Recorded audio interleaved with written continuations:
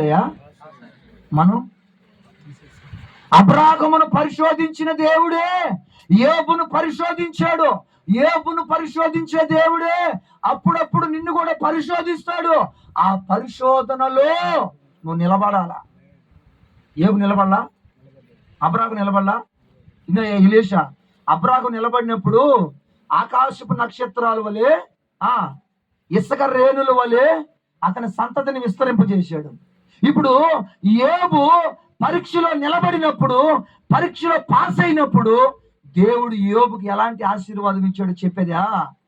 యోబు గ్రంథం చివరి అధ్యాయం త్వరగా.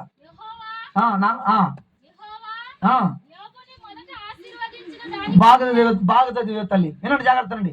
యెహోవా మొదటి ఆశీర్వదించిన దానికంటే మరి అధికముగా ఆశీర్వదించెను.